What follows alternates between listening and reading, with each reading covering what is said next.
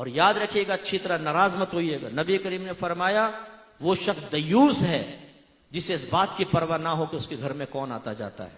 दयूस means पता है आपको क्या होता है? उर्दू में बताऊं, नाराज तो नहीं होंगे? बेगैरत।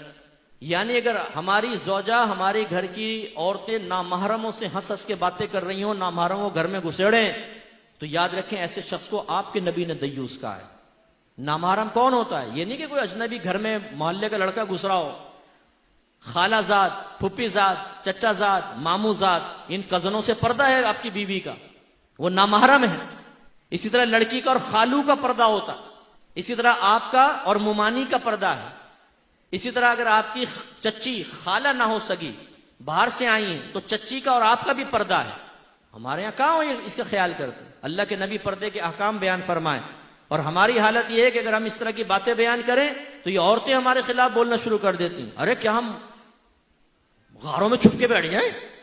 दूध वाले से हंस के ये बातें कर रही हैं, पर सब्जी वाले से ये बातें कर निकल रही है, और वो मर्द देख रहे हैं, लेकिन हमारी गैरत ही सोई पड़ी है कि भाई तुम क्या कर रही हो? एक गैर मर्द के साथ दरवाजे पे खड़े होकर तुम बातें कर रही हो, शर्म नहीं आती?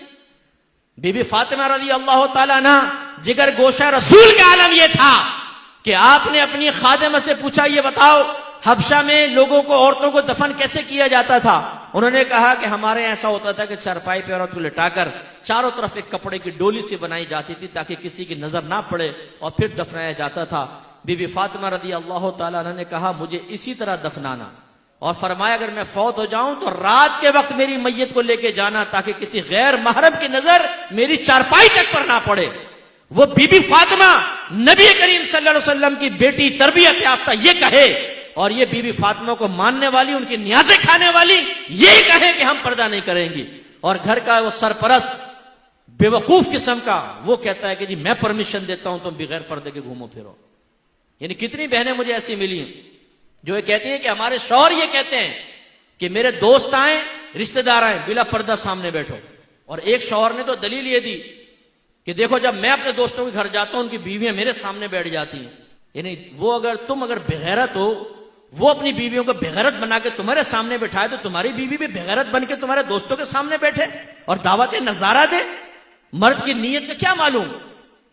हम में से कितने ऐसे बैठे होंगे जो लोगों के सामने बड़े यूं मोहताज बनते, लेकिन टेढ़ी टेढ़ी आंखों से शादी ब्याह के अंदर सब देख लेते हैं ना।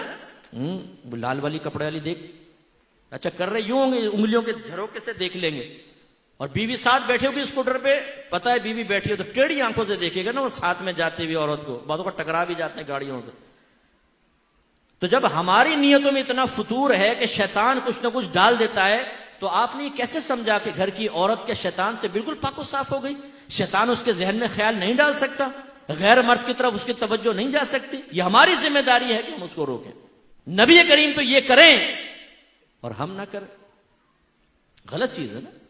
एक मरतबा नबी करीम सल्लल्लाहु अलैहि वसल्लम हुजरे में दाखिल हुए, सईदा आयशा सिद्दीका रज़ी अल्लाह तआला अन्हा के पास एक शख्स को बैठे हुए देखा, चेहरे अनवर का रंग बदल गया, जलाल के आसार नुमाया हुए। सईदा आयशा ने अर्ज़ किया, रसूलल्लाह ये मेरे रिज़ाई भाई हैं, यानी हमने एक ही माँ का दूध पिया है। तो फिर सरकार का जलाल कम हुआ, यानी जलाल में तशरीफ लाए कि घर में अजनबी मर्द कैसे?